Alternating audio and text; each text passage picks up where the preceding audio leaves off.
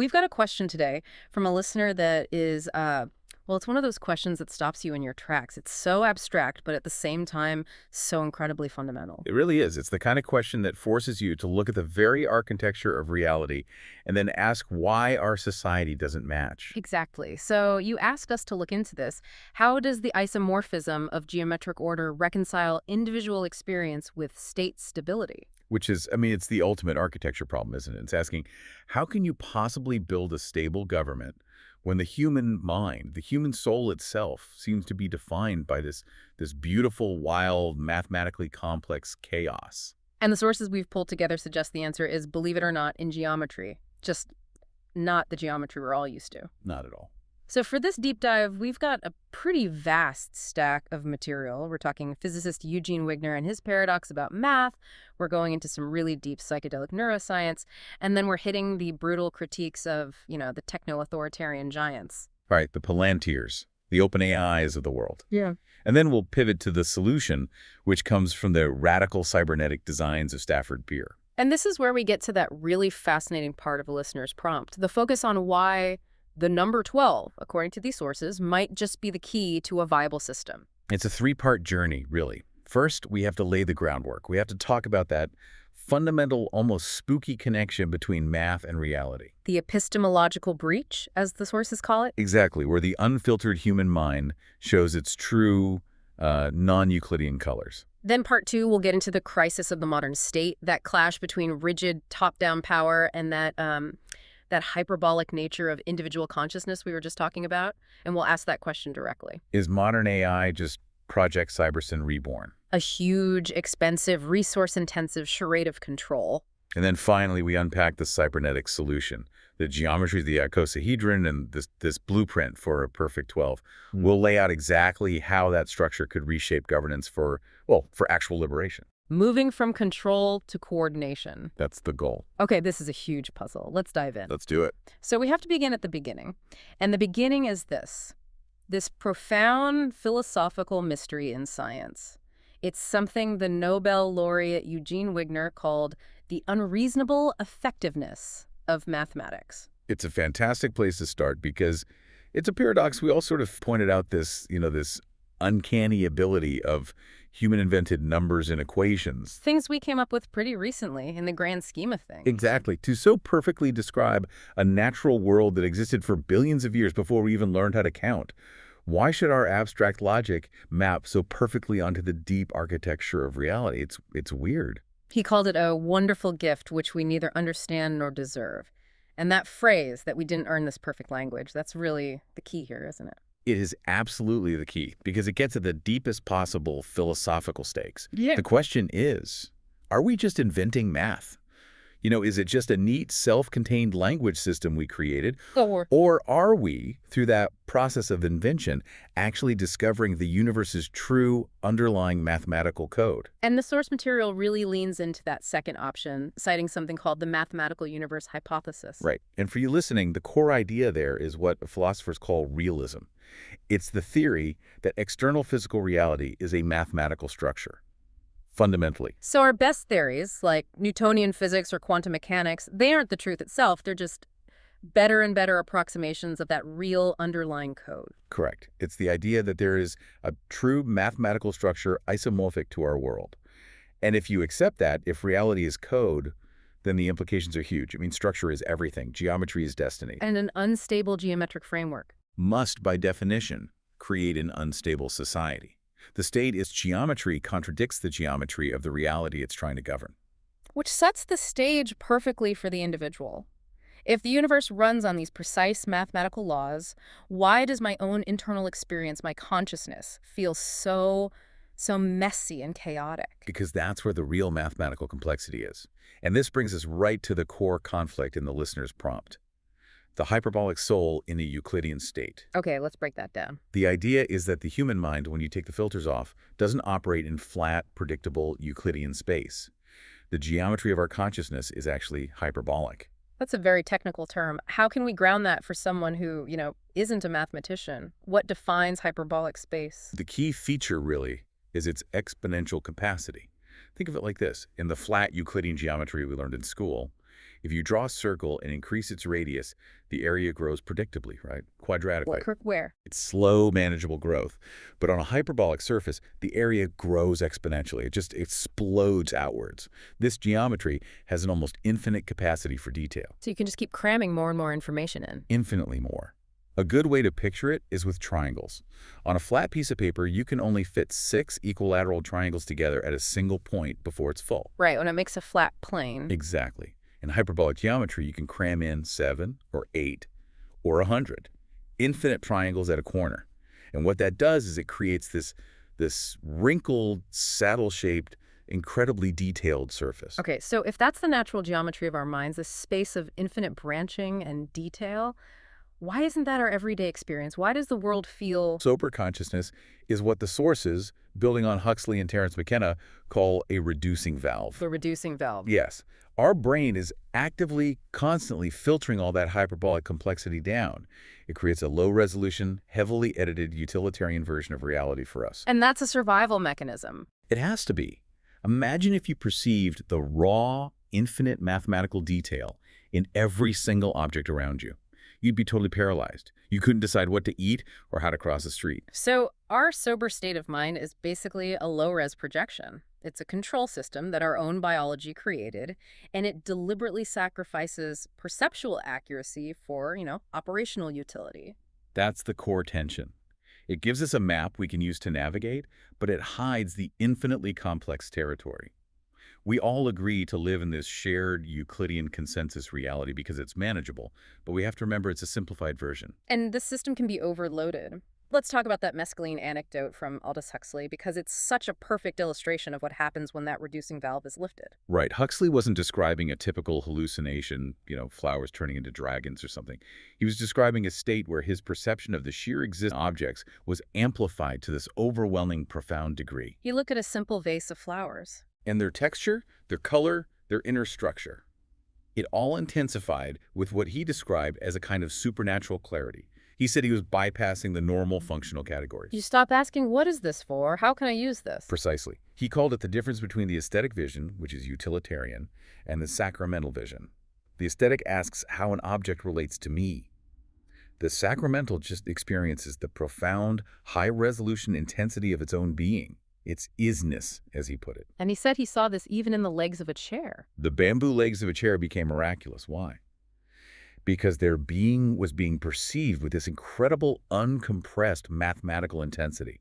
The hyperbolic reality, which is usually filtered, was temporarily unfiltered. Some of the more abstract examples of this even suggest people are literally seeing the mathematical structure of reality itself. People in deep psychedelic states often report seeing raw geometric patterns, or what they call the CGI seams of reality. That CGI seams analogy is so powerful. It fits perfectly with the modern neuroscience view of the brain as a prediction machine.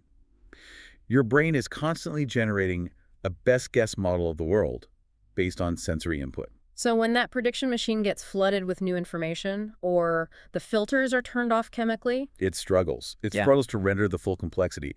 And what you see in those moments isn't a hallucination. You might be seeing the prediction mechanism itself, the underlying geometric scaffolding of your own perception. The process, not the finished product. Exactly. The hyperbolic core of the self is briefly revealed, and the implication is profound. Our shared accepted reality is a carefully negotiated, heavily edited, low-resolution projection. And the state, our society, our economic systems, they're all built on top of this simplified map. Okay, now let's make that connection to governance.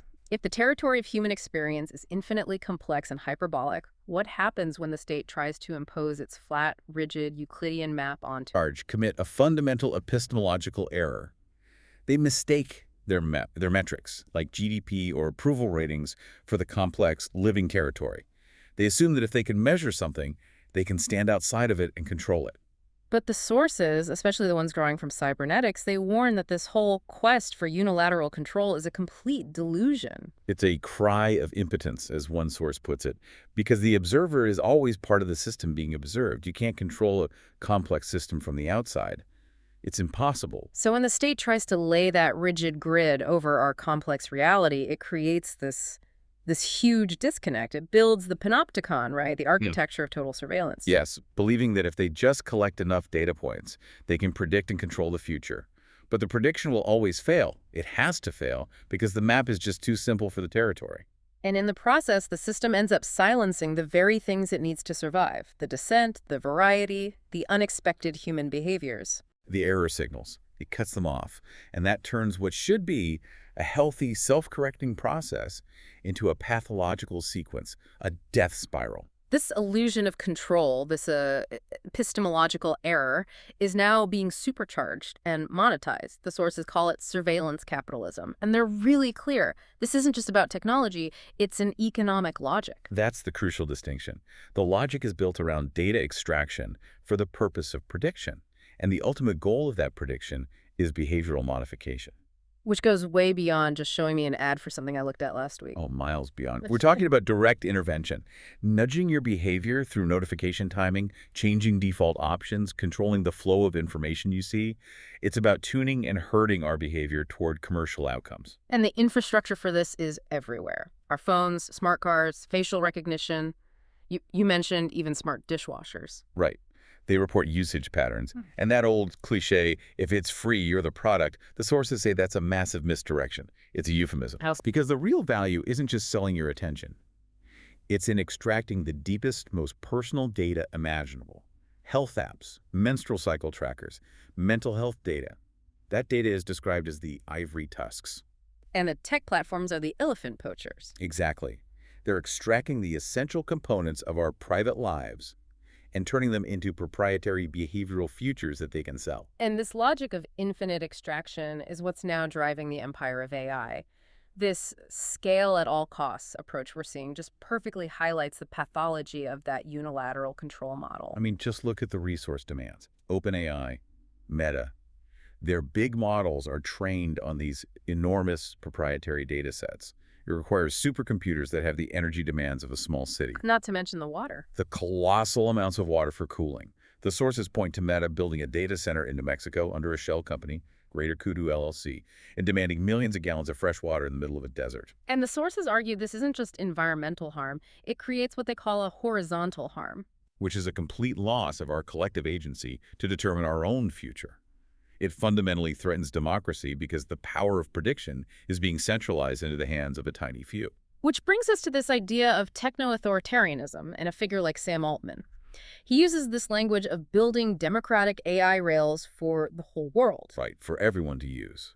But at the same time, the structure he's actually building is secretive, hierarchical, and so resource-intensive that it has to bypass any real democratic oversight. So he's selling the illusion of democratic control. While building a foundational infrastructure that is, by its very nature, undemocratic. It's a closed-loop system being marketed as an open platform. And the state is buying into this illusion through companies like Palantir Technologies. Described in the sources as the world's largest commercial surveillance firm. And their product, software like Gotham, just aggregates every possible data stream for the state. CIA, FBI, NSA, the military, right. They're all clients. The sources point out this really bizarre contradiction with Palantir's CEO, Alex Karp. He has this, extreme leftist academic background, a PhD in social sciences from Frankfurt. Yeah, and yet his company is doing incredibly controversial work, including, military that kills people. It's a strange juxtaposition. It is, and it shows how the system can absorb and repurpose even its most radical critiques for the mechanics of control. But more importantly, the business model itself just screams charade. It feels like an economic bubble. How so? The sources note Palantir was in business for 17 years and never turned a profit. Not once. Yet it was valued at billions of dollars. So the valuation isn't based on a sustainable business? No. It's based on the seductive idea of comprehensive control. It's a bubble designed to spark all this other money coming in, to convince governments and investors that this kind of unilateral control is not only possible, but inevitable, even if the numbers don't add up. And once an agency starts using their software, they create this dependency. Total dependency. The state becomes subservient to the vendor for any updates or changes. It's a slow erosion of sovereignty under the guise of technological progress. And we see how brittle these rigid, centralized systems are when they actually collide with messy human reality. The sources gave that perfect example of the DMV glitch in California. Right. The system failed, and suddenly 325,000 real IDs had to be reissued. And who did that hit the hardest? Immigrants. People who rely on that ID for their daily survival. Because the rigid Euclidean system, which is designed for clean data and predictable inputs, just can't handle the hyperbolic variety of real life. Name changes, different kinds of documents, unexpected issues. It just breaks. It fails at the precise point where it needs to be the most flexible. Which brings us right to that core hypothesis from our listener. Is AI just Project Cybersyn reborn? Is it all just a hollow charade? It's a fantastic question. Project Cybersyn, back in Allende's Chile in the early 70s, was the original grand experiment in this kind of algorithmic government. They tried to implement Stafford Beer's viable system model across the entire nation. Using telex machines and real-time data to try and bypass all the bureaucracy, it was incredibly visionary, but it failed. Partly because of the political coup, but it also failed structurally. It tried to centralize too much variety, too many different parts of the economy into one single command center. It fell into that same epistemological trap we've been talking about. And the sources draw a very clear line from that to today. The modern AI approach, which is driven by capitalist extraction and this kind of compliance theater. It mirrors Cybersyn's ambition, but just amplifies the hollow charade. Because AI can only mimic patterns in the data it was trained on? It can't actually understand or predict the future of an open, complex, hyperbolic system like human society. It's brilliant at pattern recognition inside a closed environment, but it fundamentally fails when it's confronted with true novelty. So it's a spectacular parlor trick, but it's not genuine intelligence or understanding. That's the argument, and this is the great enduring lesson from cybernetics. Unilateral control is an epistemological error. The idea that you can control a variable without that variable eventually controlling you back is a dangerous illusion. When a government uses a simple linear manipulation like arrest dissidents to stop unrest. You sever the pattern that connects, you break the feedback loop, you turn what should be a dance of health, where the system corrects itself, into a pathological sequence that leads to collapse. We can't control the system, we're part of it. The goal has to shift from control to coordination. And that pivot from control to coordination demands a totally different structure, a different geometry, which brings us to the listener's core question in part 3. Why is 12 the perfect number for a viable system? The answer is buried in the work of the cybernetician Stafford Beer. His viable system model, or VSM, wasn't just an abstract theory. He derived it directly from studying the human nervous system. Its ability to achieve autonomy, right? To survive and adapt in a constantly changing world. Exactly. And this model is governed by some fundamental laws of complexity. We need to spend a minute here because the VSM is really the engine behind this entire proposal. Okay, so what are the basics? The VSM defines 5 crucial systems that any viable organization needs. Operations, the stuff getting done. System 2 is the coordination function that stops the different parts of System 1 from working against each other. The anti-silo function. The anti-silo function, exactly. System 3 is about optimizing the internal workings. System 4 looks outward to the future, to the changing environment. And System 5 defines the system's core identity and its ultimate purpose. And all of this operates under what's called Ashby's law of requisite variety. Which is the iron rule of stability in any complex system. Ashby's law states, only variety can destroy variety. Which, in simpler terms, means your control system has to be at least as complex as the thing it's trying to control. Precisely. If your government is too simple, low variety, to deal with a complex, diverse, populous, high variety, it will inevitably fail. It can't cope. So this is where the number 12 comes from. It's not some mystical number from the zodiac. It's a structural necessity that comes from trying to manage maximum complexity. That's it. And the geometric shape that perfectly embodies this principle of optimal variety management is the icosahedron. One of the 5 Platonic solids. What is it about the icosahedron that makes it so special for governance? Okay, so it has exactly 12 vertices, or nodes, and 30 edges. And structurally, it offers the maximum possible tensile integrity for non-hierarchical coordination. Because it's perfectly symmetrical, every single one of those 12 vertices is equally connected to 5 neighbors. So that lateral linkage is the key. It's not a pyramid with a boss at the top. No, a pyramid is a hierarchy, a cube is rigid. The icosahedron structure forces distribution. It creates a system where the control function is so spread out, every node is talking to 5 neighbors, that it achieves the ultimate goal of the VSM stable coordination where no one is the boss. It maximizes the necessary variety without creating a single point of failure or overload. So if that's the optimal geometry, let's look back at our current system, what the sources call the political wasteland, and see how badly it violates this principle. The structural failures are glaring. Let's take the executive branch. Right now, there are 15 primary executive departments: state, treasury, defense, and so on. The sources call this a chaotic sprawl. And it violates a basic psychological principle, right? Miller's law. Yes, Miller's law, which says that the optimal span of control for any single person to manage effectively is about 7 plus or minus 2. And 15 is way outside that range. Way outside. So the president function of the whole government has this impossible variety load. And the result is cognitive overload, massive inefficiency, and that classic silo effect. Where departments only talk up and down the chain of command, but never to each other. And the whole system loses its viability. It can't adapt. The judiciary is just as bad. We have 9 Supreme Court justices, a number that is, as the sources point out, totally arbitrary. There's no mathematical reason for it to be 9. And the direct consequence of that arbitrary number is that it encourages the binary adversarial deadlock we see all the time, the constant 5-4 split. It turns jurisprudence into a political coin toss. Which is the opposite of what you need for stable, long-term law. You need synthesis and consensus, not a simple majority vote that can flip every few years. Now, before we get to the icosahedral solution, the sources bring up a really potent counter-argument that we have to address. The dark Enlightenment critique of democracy. Right. This is the view that our current problems aren't just a bug, they're a feature.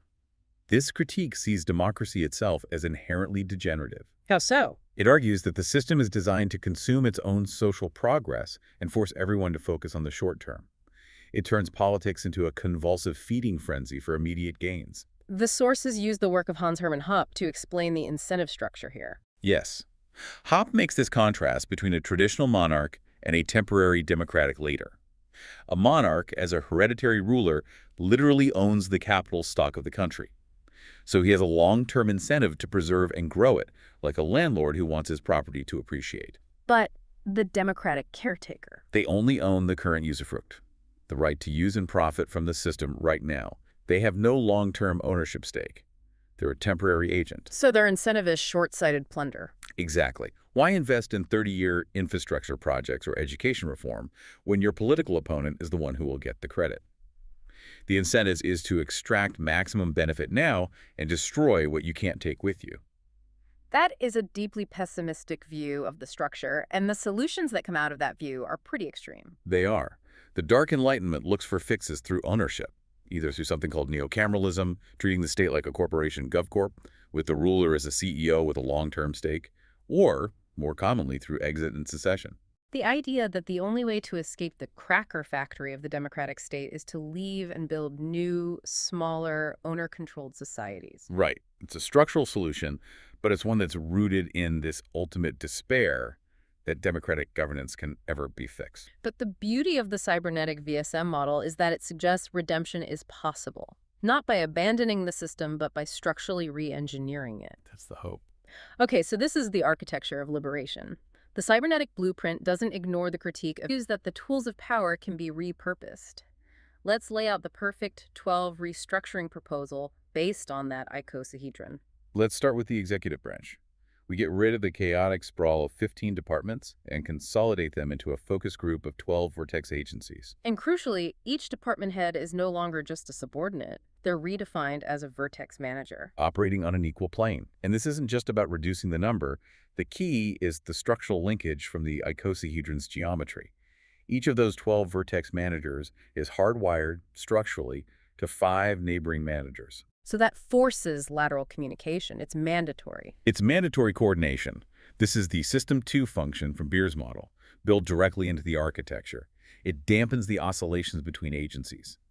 The geometry itself is the anti-silo device. And that drastically cuts down the variety load on the president, the System 5 function. The president is no longer trying to manage 15 separate entities.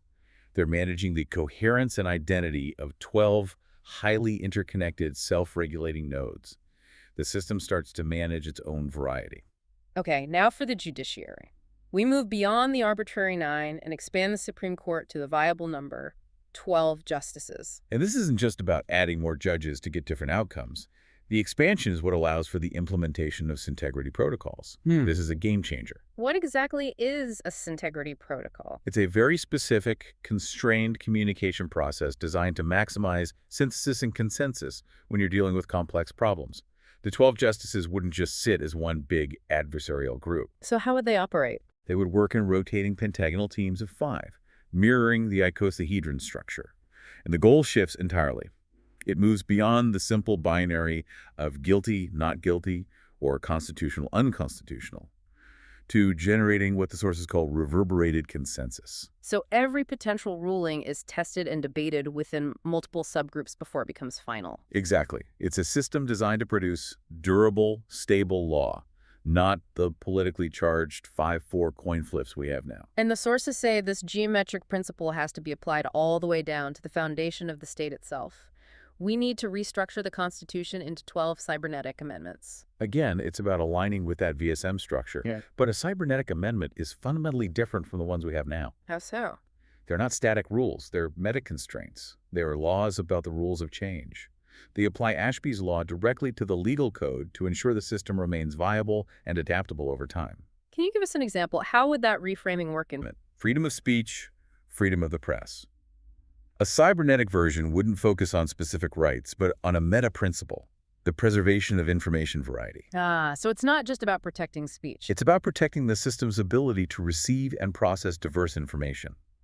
That covers speech, press, future forms of communication we can't even imagine yet, and most importantly, it ensures the system can't structurally silence dissent. It can't cut off its own error signals. Precisely.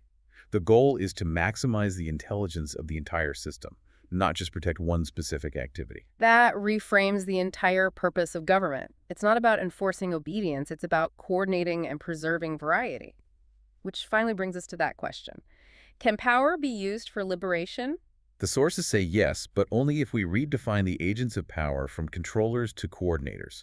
The same technologies we associate with surveillance can be flipped through a kind of technological aikido. Using the system's strength against itself. So we take that centralized, data-driven infrastructure. And instead of using it for the panopticon, for the center to spy on the edges, we use it to facilitate connection between the edges. We use AI not for control, but to lubricate decentralized coordination to make sure all that hyperbolic variety from human experience actually gets integrated back into governance. And this can extend to the physical world, too, shifting the economy from a logic of extraction to restoration. The sources had some amazing examples of this. They did, this army of autonomous robots. You have drones that can plant 100 mangrove seeds a minute. AI-guided robots that can efficiently replant seagrass on the ocean floor. It's using the peak efficiency of the modern economy, robotics, AI, rapid deployment for active ecological repair. It proves the economy doesn't have to be a destructive force separate from nature. It can be a subset of the ecology. We can use our best tools for intentional repair, not just accidental damage. And finally, there's local agency. Yes. The example of the Maori community using customized AI to revive and protect their own language. It's a perfect case of power being seized for self-determination. It proves these tools don't have to centralize power in Silicon Valley. They can be used to coordinate liberation at the most grassroots level. This has been an absolutely massive journey from, the philosophy of math all the way to global governance. It really does seem to tie it all together. It does. So after all of that, what does this all mean? We started with this deep philosophical problem. How do you reconcile the wild, hyperbolic nature of the human soul with the need for a stable state? And the reconciliation, it seems, is found entirely in geometry. Individual experience is this unconstrained, infinite variety. The state achieves stability not by crushing that variety, but by adopting a mathematical structure, the icosahedron, the 12 nodes, that is complex enough to manage it through distributed lateral coordination. So the big players we talked about, Palantir, OpenAI, the bloated 15-department executive, they're all trapped in the failing geometry of the panopticon. They're trying to impose a simple map on an infinitely complex territory. And their illusion of control is structurally unsound, economically hollow, a charade that really does echo the failed ambition of Project Cybersyn. It's a dead end. The only viable path forward then is to discard the geometry of the cage. And embrace the geometry of liberty. Shifting the focus of governance from a center that watches the edges to a system where the edges connect and inform the center through the symmetry of 12 nodes and the process of syntegrity. This entire deep dive, it all goes back to Wigner's paradox and the laws of cybernetics. It suggests there's this discoverable mathematical structure that underpins everything, from our known nervous systems to the fate of a nation. Which leaves us with a final provocative thought. If we, as humans, are part of the very system we're measuring, and we're using a number system we supposedly just made up to measure it, then the ultimate question is this. When we finally use these tools, these structural equations, to rediscover that underlying mathematical code and restructure our governance toward the perfect 12, are we really manipulating the system? or are we simply becoming the most conscious, self-aware part of the universe's own mathematical code, finally discovering the architectural laws that have been governing our own evolution all along? That's the question. Something for you to mull over long after you stop listening to us. Stay free.